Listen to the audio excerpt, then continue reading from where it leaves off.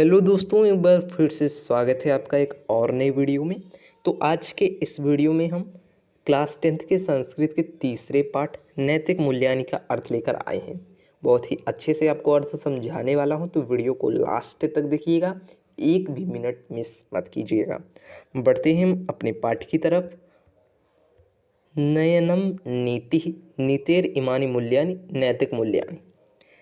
नयनम माने आगे बढ़ना, आगे बढ़ना, नीति माने नीति है, आगे बढ़ना ही नीति है। नितेर ईमानी, नीति के ईमानी माने ये देखिए, यहाँ पर जो नितेर ईमान लिखा है ना, इसको अलग अलग कीजिए तो आएगा आपका नीते है धन ईमानी। तो नीति के ये मूल्यानि माने मूल्य, नैतिक मूल्यानि नैतिक मूल्य हैं।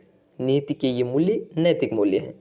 यया माने जिस, शरण्य माने ढंग से, यया माने जिस, शरण्य माने ढंग से, जिस ढंग से कार्य करने से मनुष्य का जीवन सुचारु सफलंच, सुचारु और सफल भवति माने होता है। सामान्य वह नीति माने नीति, कथ्यते माने कही जाती है या फिर कहलाती है।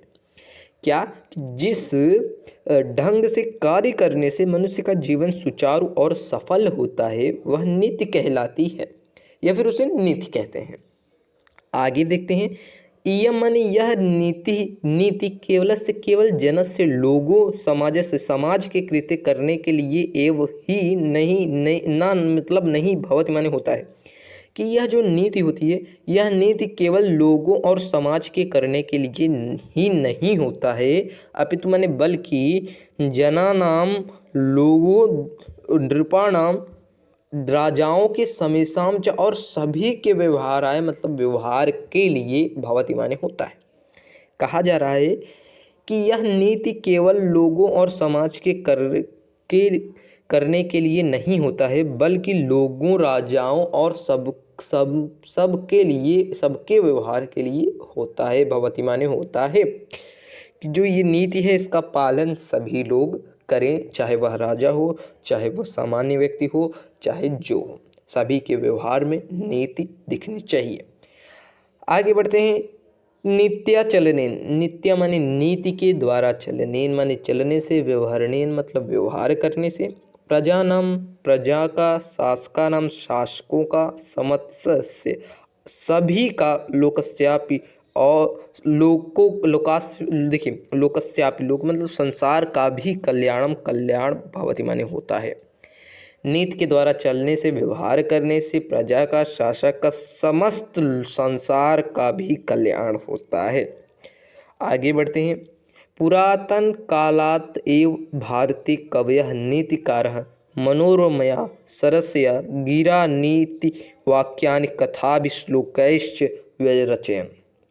देखिए, पुरातन कालात एव यानी कि प्राचीन काल से ही, भारतीय मतलब भारत में, कवय माने कवि, नीतिकार माने नीतिकार द्वारा, मनोरमया मतलब मनोरम, सरसया सरस, गिरा माने वाणी द्वारा, नीति वाक्य यानी नीति वाक्यों को, कथा भी नीति वाक्यों की कथाओं को, श्लोकायश्च और श्लोकों में विरचन मतलब रचा गया। देखिए समझिए, अच्छे से समझिएगा, बिल्कुल भी पूरा ध्यान केंद्रित कर दीजिए कि देखिए, प्राचीन काल से ही, पुरातन कालात एवं मतलब प्राचीन काल से ही, भारतीय मतलब भारत में, कवियों द्वारा, नीतिकारों द्वारा, मनोरमया सरसया गिरा, मनोरम और सरस वाणी में, नीति वाक्य यानी नीति वाक्यों का, कथा भी श्लोकैश, कथाओं और श्लोकों में विरचन मतलब रचना की गई। कि प्राचीन काल से ही भारत में कवियों और नीतिकारों द्वारा मनोरम सरसवाड़ी में नीति वाक्यों का, कथाओं और श्लोकों में रचना की गई। समझे? आगे देखते हैं। इत्थम नीति शास्त्राणि व्यवहार विदे, इत्थम नीति शास्त्राणि व्यवहार विदे कांता सम्मित तयो उपदेश युजे बभूवा।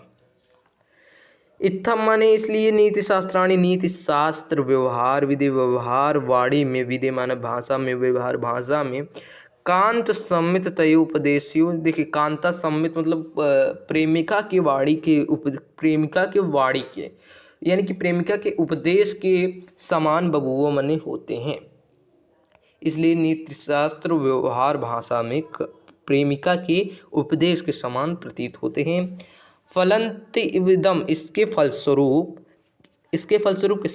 देखिए, जो नीति शास्त्र हैं उनका जो कवियों नीतिकारों द्वारा मनोरम एकदम सरल भाषा में कथाओं और श्लोकों में उनकी रचना की गई, किनके द्वारा? कवियों और नीतिकारों के द्वारा।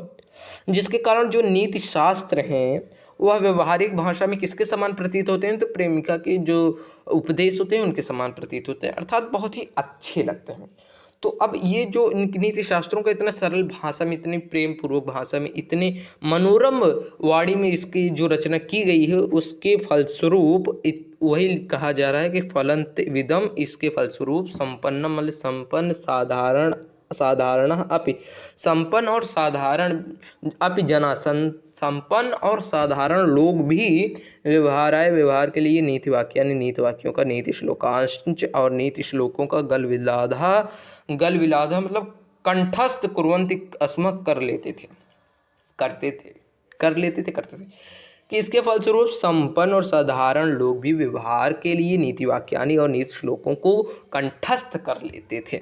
आगे देखते हैं, यथा चाणक्य नीति, जैसे चाणक्य, और देखिए यथा च मतलब और, जैसे चाणक्य नीति, विदुर नीति, विदुलोपाख्यानम, विदुल उपाख्यान, पंचतंत्र, शुक्र नीति, खट कर पर कृतः नीति सारा, घट कर पर द्वारा रचित, कृतः माने रचित, उनके द्वारा रचना जिसकी की गई, नीति सार, सुंदर पांडेन कृतः नीति द्विषष्टिका, सुंदर पांडे द्वारा रचित नीति द्विषष्टिका, भल्लाट शतक, भर्तृहरि कृतम नीति शतकम, भर्तृहरि द्वारा रचित नीति शतक, बल्लाल शतक, दृष्टांत शतकम इत्यादि बहुत से नीति पुस्तक संस्कृत भाषा में उपलब्ध होते हैं, प्राप्त होते हैं।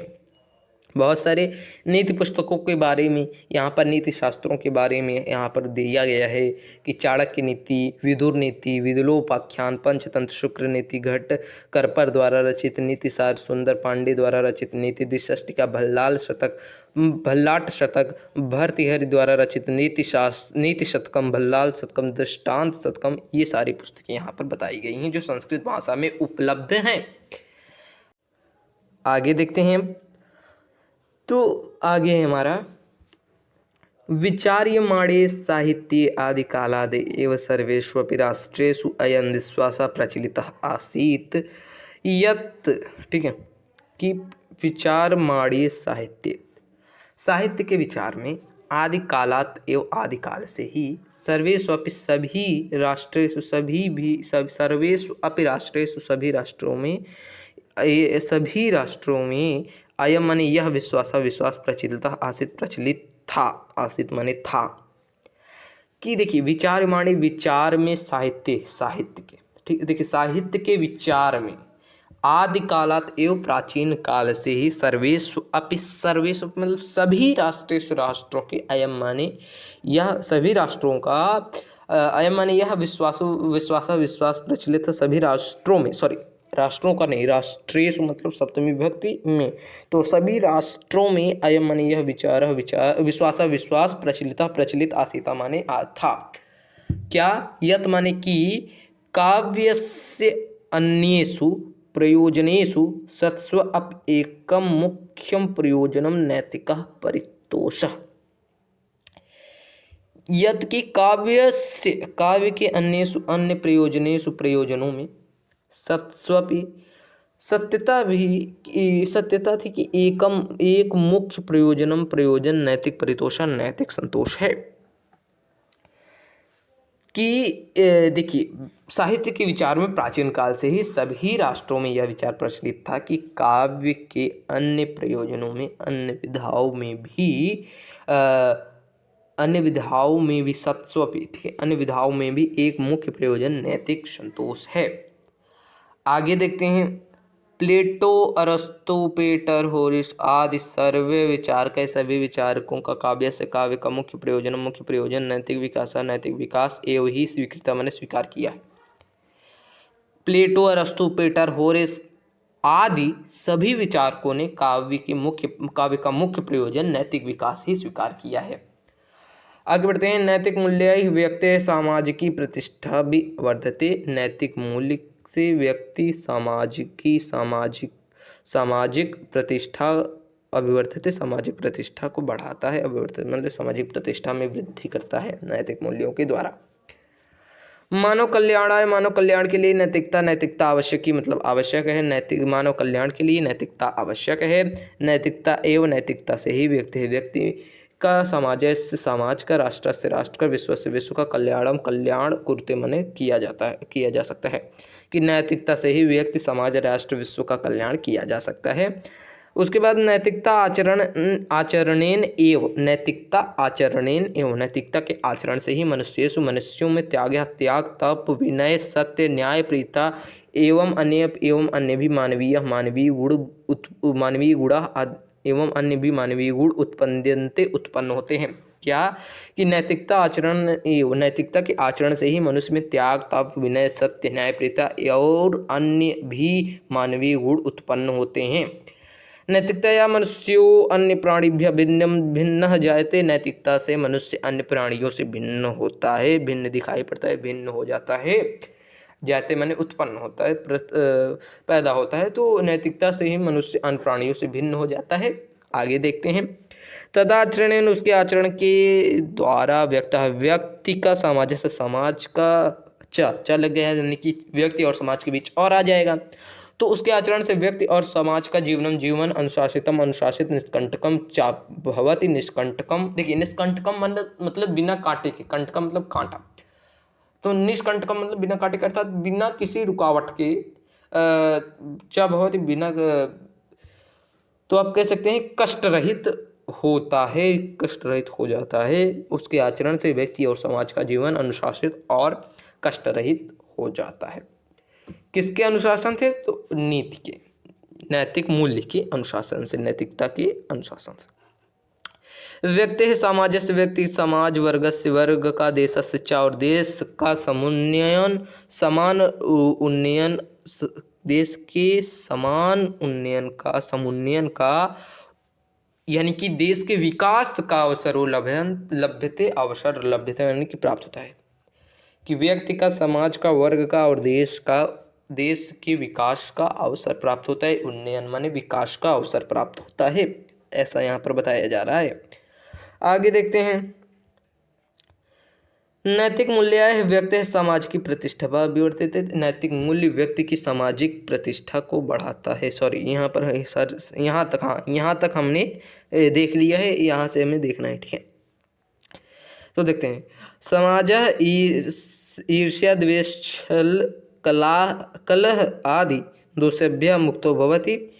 कि समाज ईर्ष्या द्वेष छल कलह आदि दोषों से मुक्त भवति माने होता है। समाज ईर्ष्या द्वेष छल कलह आदि दोषों से मुक्त होता है। अस्माकम हमारा सामाजिक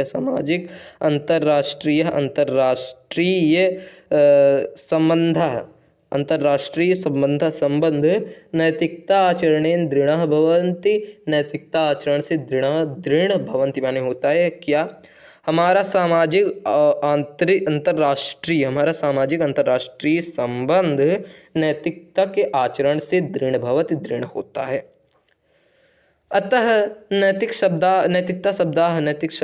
नैतिकता शब्द सच्चरित्रता वाचक, सच्चे चरित्र का वाचक, सुखमय मान जीवन से आधार, सुखमय और सम्मान जीवन का आधार अस्ति माने है।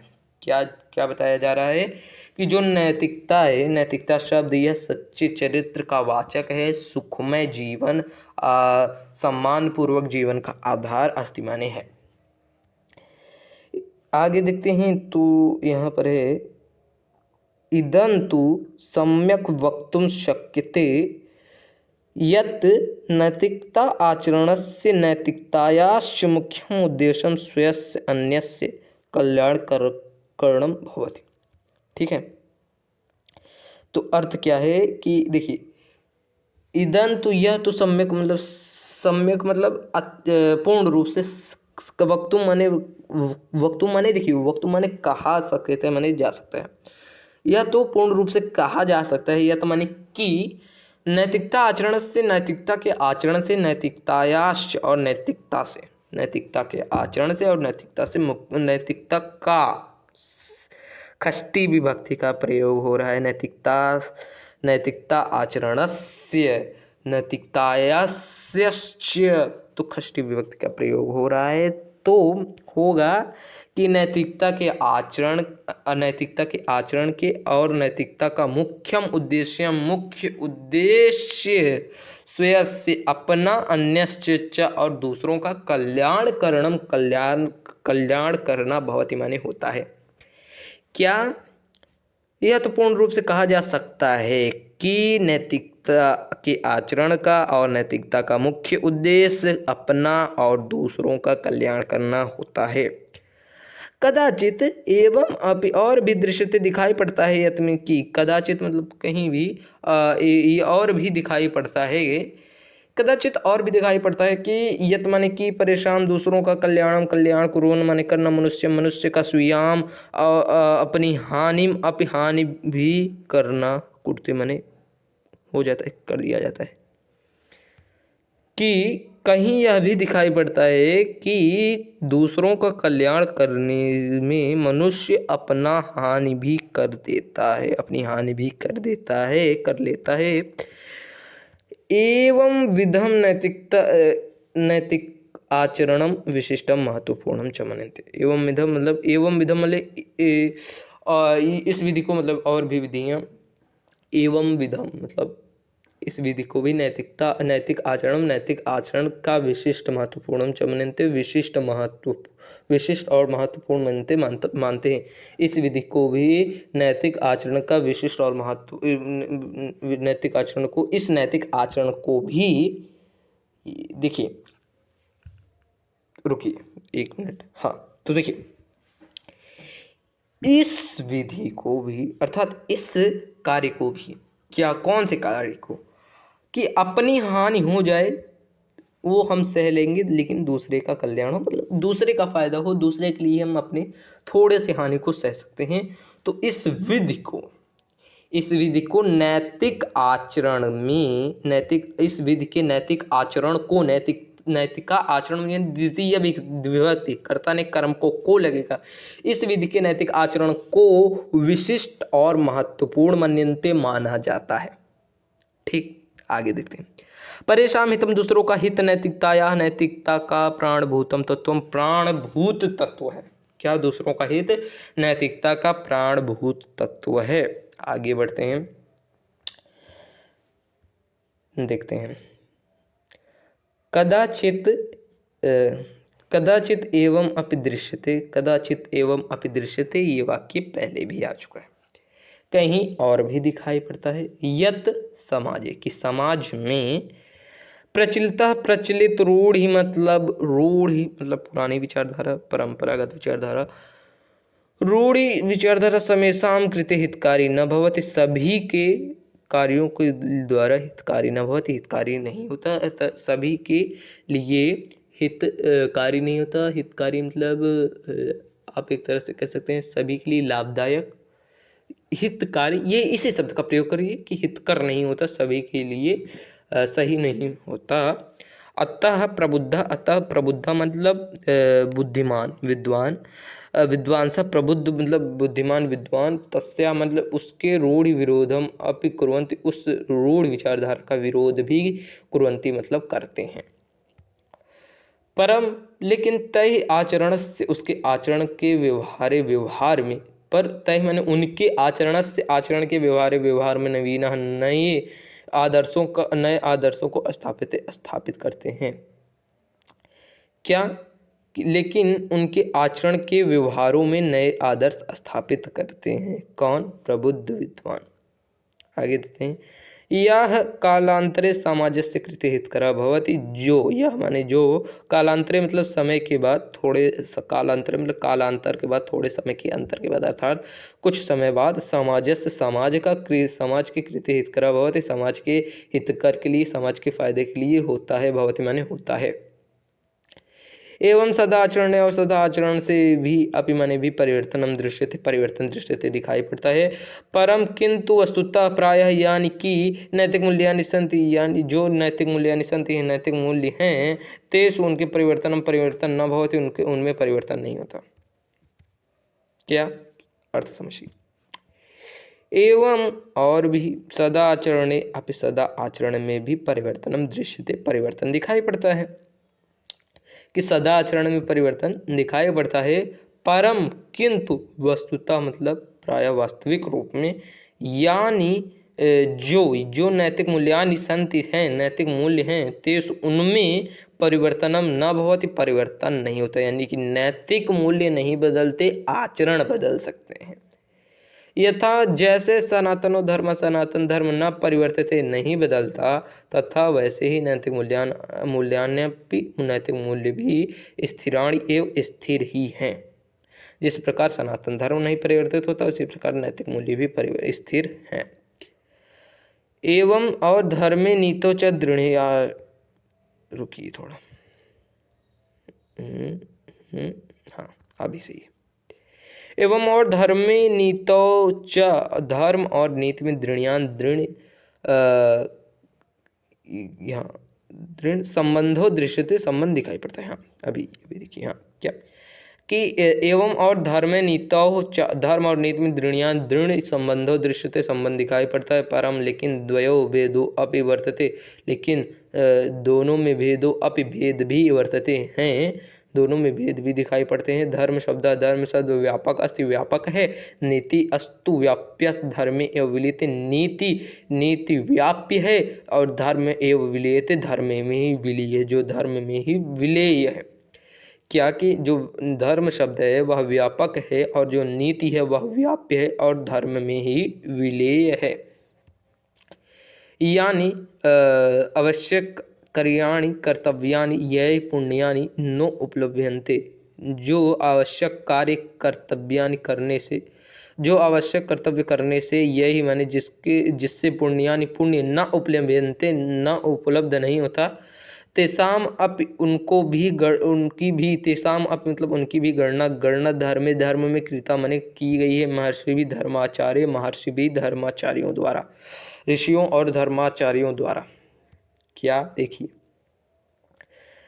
जिन आवश्यक कर्तव्यों को करने से, यहाँ से अर्थ लिखिए, जिन आवश्यक कर्तव्यों को करने से, यही मतलब जिससे पुण्यानि पुण्य न उपलभ्यन्ते नहीं प्राप्त होता है, तेसाम अपि उनकी भी गणना धर्म में कृति माने कर दी गई है। महर्षि भी धर्माचार्य, महर्षि और धर्माचार्यों के द्वारा उनकी भी गणना कर दी गई है। नीति लौकिकम कल्याणम कुरुते, नीति लौकिक कल्याण करता है। धर्मस्तु लौकिकम पारलौकिकांच कल्याणम कुरुते, धर्म लौकिक और पारलौकिक कल्याण दोनों करता है। नीति है वह सिर्फ लौकिक कल्याण करता है, जबकि धर्म लौकिक और परलौकिक दोनों कल्याण करता है। आगे देखते हैं, उभयो कुत्रापि सांकर्ण्यम अपि प्राप्यते, उभयो दोनों में, कुत्रापि मतलब कहीं कहीं पर भी, कहीं कहीं सांकर्ण्यम अपि मतलब संकीर्णता, अर्थात मिलाप प्राप्यते मतलब प्राप्त होता है। धर्म अलौकिकीम शक्तिम प्रकटयति, धर्म अलौकिक शक्ति प्रकट करता है। सह मुक्ति मार्गम अपि प्रशस्तम करोति, वह मुक्ति के मार्ग को भी प्रशस्तम करोति, प्रशस्त करता है, दिखाता है।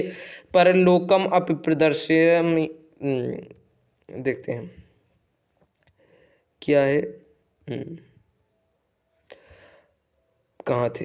परलोकम अपि प्रदर्शयति कल्पयति च, परलोक को भी प्रदर्शित करता है, कल्पयति च और कल्पना कराता है। नीति लौकिकम हितम साधयति, नीति लौकिक हित साधती है, लौकिक हित को सिद्ध करती है। परम पर नीति धर्मयो, नीति धर्म साचर्यम साथ साथ सर्वर अप स्वीकृत, सभी जगह स्वीकृत मतलब स्वीकार किए जाते हैं। पर नीति और धर्म साथ साथ सभी जगह स्वीकार किए जाते हैं। आगे देखते हैं। दार्शनिक दार्शनिक, धर्माचार्य धर्माचार्य, पौराणिकश्च पौराणिक, धर्म परिभाषिता और पौराणिक धर्म की परिभाषा यथा मतलब इस प्रकार करते हैं कि यतो अभ्युदयन श्रेय सिद्धि स धर्म, यह तो अभ्युदयन मतलब जिससे अभ्युदयन मतलब उत्थान हो, श्रेय सिद्धि हो, अपने श्रेय की सिद्धि हो, सा धर्म व धर्म, जिससे उत्थान हो, अपने श्रेय की सिद्धि हो, धर्म हो। यथा मतलब यथा यस्मात् कर्मणः, जो करने योग्य है वह कर्म है। यह लोके कल्याणम जयते, जिससे लोक में कल्याण जन्मता है। परत्र परलोके च शोभनम, परत्र मतलब और दूसरे परलोक मतलब परलोक में भी, और वह परलोक में भी शोभनम स्थान शोभनीय स्थान प्राप्त करता है। जनय लभते जनय लभ्यते, लोगों का कल्याण होता है, लोग लाभ प्राप्त करते हैं, लोगों का कल्याण होता है। नरकपात तो न भवेत, नरकपात नहीं होता, ये न सा धर्म व धर्म है। देखिए, जो करने योग्य कर्म हैं जिससे लोग संसार का कल्याण होता है और परलोक में भी शोभनीय स्थान प्राप्त करता है, लोगों का कल्याण होता है, नरकपात नहीं होता, जिससे येन सा धर्म वह धर्म है। एवं और महाभारत में धृते धर्म, महाभारत में भी कि धृते धर्म धारण किए जाने वाला धर्म धर्म है। धारण धर्म यथा धारते प्रजा, जिसे धारण किया वो धर्म यथा मतलब जिससे धारते प्रजा, प्रजा धारण करती है। धर्मशास्त्र कारणे, धर्मशास्त्र के द्वारा मनुना मनु देखिए, धर्मशास्त्रकार मनु के द्वारा, धर्मशास्त्रकार मनु के द्वारा धृति क्षमा दमो अस्तेयम शौचम इंद्रिय निग्रह धीर विद्या सत्यम क्रोधो दशकम धर्म लक्षणम। क्या? दशकम धर्म लक्षणम, धर्म के 10 लक्षण हैं। धृति क्षमा दमो अस्तेयम शौचम इंद्रिय निग्रह धीर विद्या सत्यम क्रोधो दशकम धर्म लक्षणम। तो अर्थ समझते हैं। देखिए, धृति माने धैर्य, क्षमा यानी कि दूसरों को क्षमा करना, दमो यानी कि दमन, किसका दमन? इच्छाओं का दमन। अस्तेयम मीन्स चोरी न करना, और उसके बाद शौचम यानी कि स्वच्छता रखना, यानी कि पवित्रता रखना। इंद्रिय निग्रह, और अपनी इंद्रियों पर निग्रह यानी कि नियंत्रण रखना। धीर विद्या, यहाँ पर देखिए धी ही है, ठीक है, जैसे धी ही है, उसके बाद उसमें विद्या जुड़ा हुआ है ना, तो वो जो विसर्ग लगा था वो राम बदल गया, तो विसर्ग संधि है। तो धी माने भी बुद्धि होता है, विद्या माने विद्या होता है। तो देखिए, विद्या ग्रहण करना और उस विद्या द्वारा बुद्धि का प्रयोग करना, ये सारी चीज़ यानी कि विद्या का प्रयोग भी करना और उसे ग्रहण भी करना। सत्यम क्रोधो, अब देखिए यहाँ पर जो सत्यम और क्रोधो है, इसमें भी जो सत्यम है, सत्यम, ठीक है, सत्यम, तो उसमें ये माँ है और उसमें आक्रोधो जुड़ा हुआ है। क्या जुड़ा हुआ है? आक्रोधो जुड़ा हुआ है। अब अक्रोधो जुड़ा हुआ है ना, तो ये जो अक्रोधो जुड़ा है उससे क्या हो जाता है, जो ये माँ रहता है आधा हलंत लगा वो पूरा हो जाता है, तो सत्यम हो जाता है। तो सत्यम मतलब सत्य बोलना, और अक्रोधो मतलब क्रोध ना करना। दशकम, ये 10 धर्म लक्षण है। अब देखिए कौन कौन से धर्म लक्षण हैं, 10 कौन कौन से। देखिए, पहला धैर्य, दूसरा क्षमा करना, तीसरा इच्छाओं का दमन, चौथा चोरी न करना, और उसके बाद 4 हो गए। पांचवा स्वच्छता रखना, पवित्रता रखना, और उसके बाद छठा इंद्रिय निग्रह, इंद्रियों पर नियंत्रण रखना। धी विद्या, 7वां हो गया हमारा विद्या ग्रहण करना, और 8वां यहीं पर आ जाएगा कि विद्या का उपयोग भी करना, फिर 9वां है हमारा सत्यम यानी कि सत्य बोलना, और उसके बाद 10वां हो जाएगा हमारा क्रोध, अक्रोध यानी कि क्रोध ना करना। ये 10 लक्षण हैं। किसके 10 लक्षण है? ये धर्म के 10 लक्षण हैं। किसके अनुसार? देखिए, धर्म शास्त्रकार मनु के अनुसार ये धर्म के 10 लक्षण हैं। आगे देखते हैं, तो आगे है हमारा मनुस्मृतो 10 स्वरूप को धर्म उपवर्णिता। मनुस्मृति में 10 स्वरूप वाला धर्म उपवर्णित है। इत्थम धर्म आचरणे नैतिकताचरणे च सांकर्यम उपलभ्यते। तो इस प्रकार धर्म आचरण में देखिए धर्माचरण इस प्रकार धर्म आचरण में और नैतिकता आचरण में क्या लगा हुआ है ना, तो धर्म आचरण में और नैतिकता आचरण में सांकर्यम उपलभ्यते। देखिए सांकर्यम मतलब मिलाप देखने को मिलता है, संकीर्णता देखने को मिलती है, दोनों में समानता देखने को उपलब्ध यानी कि उपलब्ध होती है, मिलती है। आगे देखते हैं, तीर्थाटनम पावनासु नदीसु स्नानम यजनम याजनम गुरुसेवा मातृपितृसेवा संध्या वंदनम शोषण संस्कारा एते मुख्य रूपेण धर्मपद वाच्य।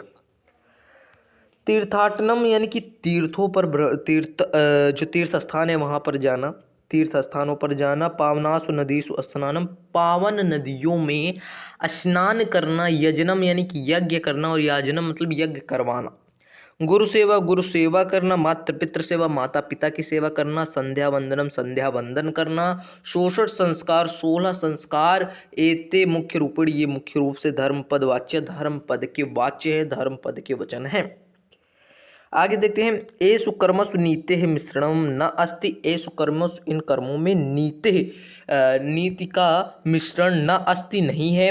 अतः धर्मो व्यापक, अतः धर्म व्यापक है। धृति दया सहिष्णुता सत्य परोपकार अद्य आचरणेषु द्वयोः सांकर्यम अस्ति। क्या कि धृति यानी कि धैर्य, दया, सहिष्णुता, सत्य परोपकार आदि आचरण द्वयोः सांकर्यम अस्ति, दोनों में संकीर्णता है। अर्थात ये जो आचरण है ये आपको नैतिक मूल्यों में भी देखने को मिलेंगे, धर्म में भी देखने को मिलेंगे। कौन कौन से आचरण? धैर्य, दया, सहिष्णुता, सत्य परोपकार आदि ये सारे आचरण। परम एतत् निश्चितम यत् द्वयो आचरणेन लोकस्य परम कल्याणम जायते एवं। परम एतत् निश्चित, पर इससे यह निश्चित है यत् कि द्वयोर आचरण, दोनों के आचरण से लोकस्य, लोक का परम कल्याण जायते मतलब उत्पन्न नहीं होता है। अर्थात इन दोनों के आचरण से लोक का, संसार का परम कल्याण ही होता है। नीतिकाराणाम मते, नीतिकारों के मतों के अनुसार इमे नैतिकतायाः गुणः यथा, इसमें नैतिकता के गुण, इस नैतिकता के गुण ऐसे हैं। यथा माने जैसे जीव हिंसा या जीवों विरक्ति, जीव हिंसा से विरक्ति अर्थात जीव हिंसा न करना। पर धन अपहरण अनिवृत्ति, देखिए पर धनापहरण अनिवृत्ति यानी कि पर धन तथा दूसरों के धनों का अपहरण, दूसरों के धनों का अपहरण करना, उससे मुक्ति, निवृत्ति, तो उससे मुक्ति, दूसरों के धनों पर अपना हक नहीं जमाना चाहिए। आगे सत्य भाषण, सत्य बोलने वाला होना चाहिए।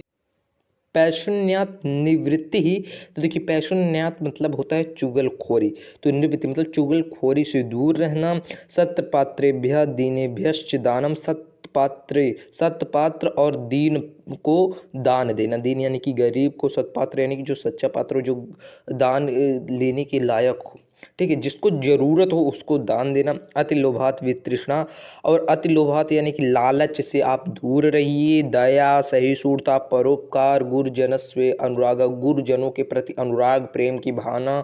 श्रद्धा, विनयशीलता, चाहे श्रद्धा और विनयशीलता, ये सब नैतिकता के गुण हैं। अनुत्सेकः आतिथ्यम न्यायवृत्ति पर गुणेभ्यः ईर्ष्या अभाव, सत्संगानुरक्ति दुस्संगानिवृत्ति विपदि धैर्यम अभ्युदय क्षमा सदाशिवाक्पटुता समस्येषु सदुपयोग इत्यादयः नैतिक आचाराः एषम आचरणेन एव व्यक्ति समाजस्य राष्ट्रस्य विश्वस्य च सर्वथा कल्याणम समपद्यते। ठीक है, तो चलिए अर्थ देखते हैं। अनुत्सेकः यानी कि अनुत्सेकः मतलब गर्व रहित, घमंड न करना। आतिथ्यम यानी कि अतिथियों का सेवा सत्कार करना। न्याय आवृत्ति, तो देखिए न्याय आवृत्ति मतलब आय, ठीक है। उचित जीविका, यानी कि कहने का मतलब है कि कर्म से, अपने मेहनत से जो पैसा कमाई है, मेहनत से पैसा कमाइए। पर गुणेभ्यः ईर्ष्या अभाव, यानी कि दूसरों के गुणों से ईर्ष्या ना करना, ईर्ष्या का अभाव रखना, अर्थात दूसरों के गुणों से ईर्ष्या ना करना। उसके बाद हमारा है सत्संग अनुरक्ति, यानी कि सत्संग यानी कि सज्जनों से अच्छे संगति का, अनुरक्ति यानी अच्छी संगति के से प्रेम, अच्छे लोगों से प्रेम। दुष्ट संग, देखिए दुष्ट संग निवृत्ति, यानी कि जो दुर्जन व्यक्ति हैं, जो दुष्ट प्रवृत्ति के व्यक्ति हैं, उनसे दूरी बनाना। विपत्ति धैर्यम, यानी कि विपत्ति में धैर्य धारण करना। अभ्युदय क्षमा, और जब अभ्युदय मैंने अभ्युदय यानी कि आपका जब उत्थान हो रहा है तो क्षमा की भावना रखना। सदस्य वाक्पटुता, सदस्य माने देखिए सभा में वाक्पटुता, यानी कि आपकी जो ये वाणी है उसमें चतुरता दिखाई पड़े। आप अच्छे से बोलिए कि कहाँ, सभा में अपने विचारों को प्रकट कीजिए बहुत ही सरल भाषा में। समस्य सदुपयोग, समय का सदुपयोग इत्यादि, ये आदि नैतिक आचार एसम आचरणेन एव, ऐसे आचरण से ही व्यक्ति का, समाज से समाज का, राष्ट्र से राष्ट्र का, विश्व शिक्षा और विश्व का सर्वथा कल्याणम भवति, सर्वथा रूप से कल्याण समुत्पद्यते हो सकता है, होता है। तो इसी के साथ आज हमारा ये पाठ समाप्त होता है। आज हमारा तीसरा पाठ नैतिक मूल्यांकन, ये पाठ, इसका अर्थ मैंने आपको समझा दिया। इसी के साथ ये पाठ समाप्त होता है। जल्द ही हम चौथा पाठ विश्व कवि रविंद्र, उसका भी हिंदी अनुवाद लेकर आने वाले हैं। तो चैनल को सब्सक्राइब करना मत भूलिएगा, क्योंकि जैसे ही हम वीडियो अपलोड करें आपको नोटिफिकेशन मिल जाए। तो चैनल को सब्सक्राइब कर दीजिए और वीडियो को लाइक कर दीजिए, और कमेंट में बताइए कि हम कौन से टॉपिक्स पर वीडियो लाएं। मिलते हैं नेक्स्ट वीडियो में, तब तक के लिए धन्यवाद।